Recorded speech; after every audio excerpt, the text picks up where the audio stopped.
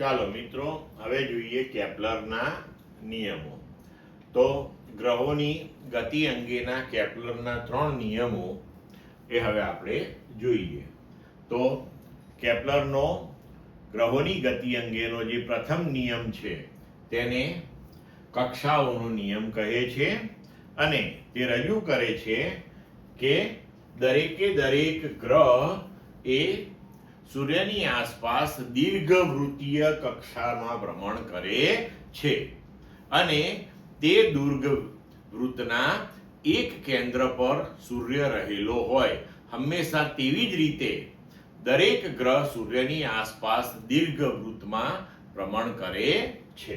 તો જો આકૃતિમાં આપણે સમજી શકીએ કે ધારો કે આપણે કોઈ એક ગ્રહની દીર્ઘવૃત્તીય કક્ષા લઈએ તો દીર્ઘવૃત્તને આપણે જાણીએ છીએ કે 2 કેન્દ્રો દર્શાવતા હોઈએ છીએ. તો એક કેન્દ્ર ઉપર હંમેશા સૂર્ય રહે તેવી રીતે તે ગ્રહો ભ્રમણ કરતા હોય છે. બરોબર છે? અને આ જે દીર્ઘવૃત્ત છે તેની આ મોટામાં મોટી જે લંબાઈ છે P થી A સુધીનું અંતર જે છે, બરોબર છે, તેની દીર્ઘ ત્રિજ્યા જે કહીએ આપણે 2A થી અને એની લઘુ ત્રિજ્યા જે છે એને આપણે 2B થી દર્શાવીએ છીએ. અને આમાં સૂર્યથી જે સૌથી નજીકનું અંતર છે, બરોબર, એમાં જે પોઈન્ટ આપણે P અહીંયા દર્શાવ્યું છે એને પેરીહેલિયન અને જે સૌથી દૂરનું બિંદુ અહીં દર્શાવ્યું છે એને એફિલિયન કહેવામાં આવે છે. બરોબર. હવે આપણે જોઈએ ક્ષેત્રફળનો નિયમ. તો ગ્રહોની ગતિ અંગેનો ક્ષેત્રફળનો નિયમ અથવા ક્ષેત્રફળનો નિયમ શું કહે છે? તો ગ્રહના પરિભ્રમણ દરમિયાન ગ્રહ અને સૂર્યને જોડતી રેખા એ હંમેશા સરખા સમયની અંદર સરખું ક્ષેત્રફળ આંતરે છે. જો આપણે આકૃતિની મદદથી આ સમજવાનો પ્રયત્ન કરીએ, ધારો કે આપણે કોઈ એક ગ્રહ P નો વિચાર કરીએ. P બિંદુ પાસે એ રહેલો છે કોઈ એક ક્ષણે.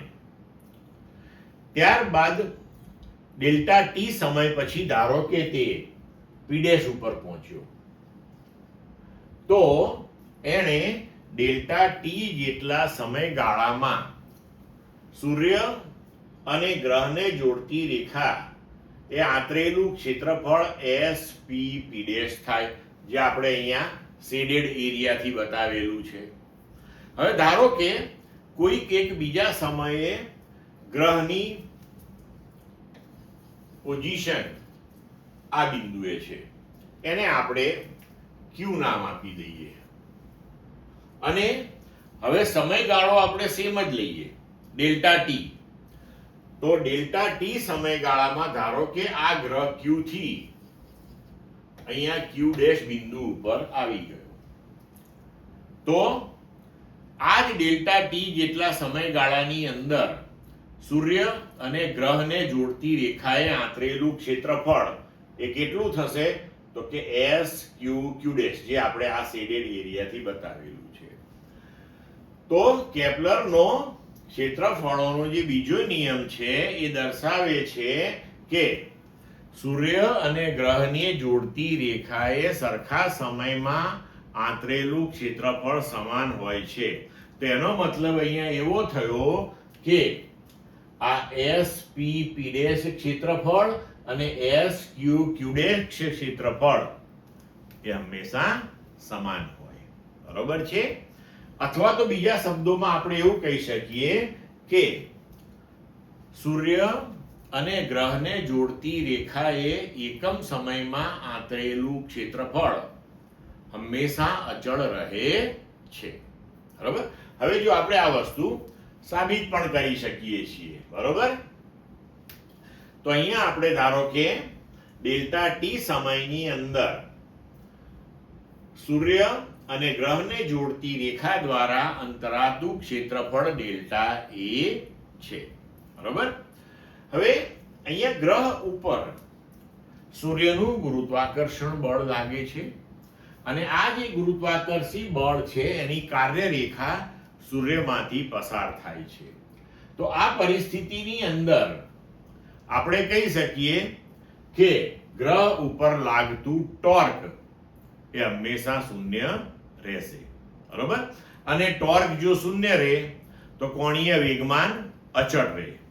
હવે જો અહીંયા આગળ આપણે એવું કહેતા હોઈએ કે ડેલ્ટા એ એટલે કે આ બાજુનું ક્ષેત્રફળ અને આ બાજુનું ક્ષેત્રફળ બંને સમાન છે, તો અહીંયા બીજી એક ખાસ વસ્તુ આપણા મગજની અંદર તરત જ આવે. તો આનો મતલબ એ થયો કે ગ્રહ જ્યારે સૂર્યથી દૂર હોય ત્યારે તેની ગતિ ધીમી પડે છે અને સૂર્યની નજીક જ્યારે હોય ત્યારે તેની ઝડપ એની અંદર વધારો થાય છે. આ એક વસ્તુ મગજમાં રાખવાની હંમેશા આપણે. હવે આપણે કહ્યું કે ટોર્ક શૂન્ય થાય. ટોર્ક જો શૂન્ય થાય તો કોણીય વેગમાન અચળ રહે છે, બરોબર. હવે ધારો કે અહીંયા આગળ આપણે સમયગાળો અત્યંત સૂક્ષ્મ લઈએ તો આ જે ત્રિકોણ છે SP P' એને આપણે કાટખૂણો લઈ શકીએ અહીંયા આગળ, બરોબર છે. અને એ જો v વેગથી ગતિ કરતો હોય તો તેનો વેગ જે છે એ સ્પર્શક દિશામાં થશે અહીંયા. તો આ જે ત્રિકોણ છે તેનું ક્ષેત્રફળ આપણે લેવું હોય તો આપણે લખી શકીએ કે ક્ષેત્રફળ બરાબર 1/2 ગુણ્યા પાયો ગુણ્યા વેધ. તો 1/2 અહીંથી અહીં સુધી એનો પાયો લઈએ આપણે સદિશ r અને અહીંયા એનો વેધ લઈએ તો કે PP ડેશ, બરોબર. હવે PP ડેશ જે છે એ તેણે કાપેલું રેખીય અંતર છે, બરોબર છે. તો વેગ બરાબર અંતર ભાગ્યા સમય, તો અંતર બરાબર વેગ ગુણ્યા સમય.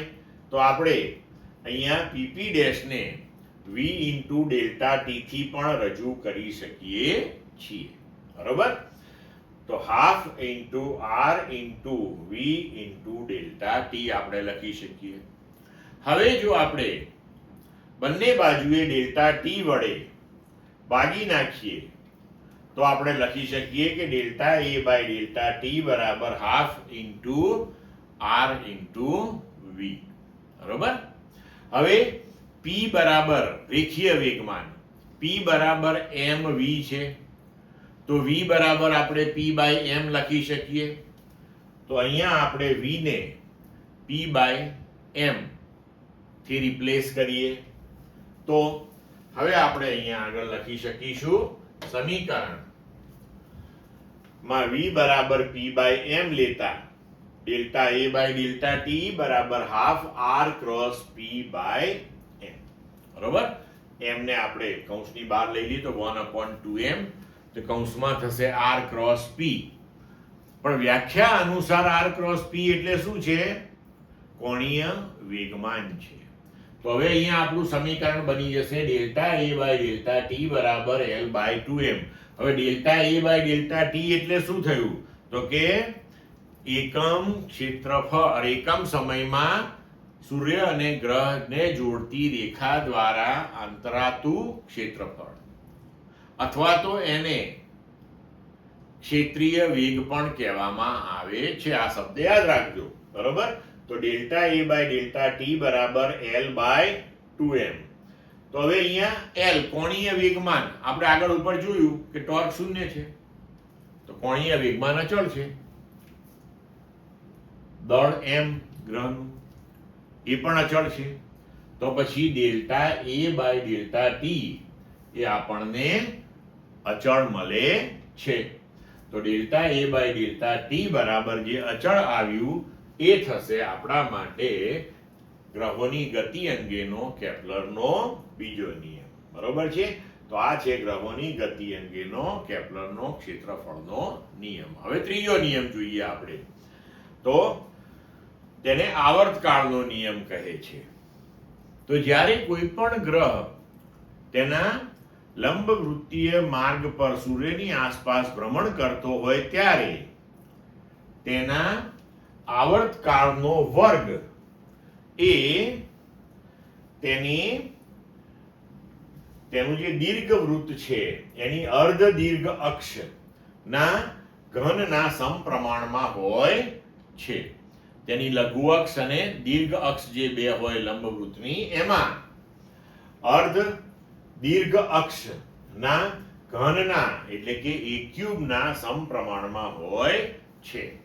તો આ થયો આવર્તકાળનો નિયમ એટલે ગ્રહના પરિભ્રમણના આવર્તકાળનો વર્ગ એ તેણે રચેલા દીર્ઘવૃત્તની અર્ધ દીર્ઘ અક્ષના ઘનના સમપ્રમાણમાં હોય છે. એટલે કે લખી શકીએ t² ચલે છે એ ક્યુબ.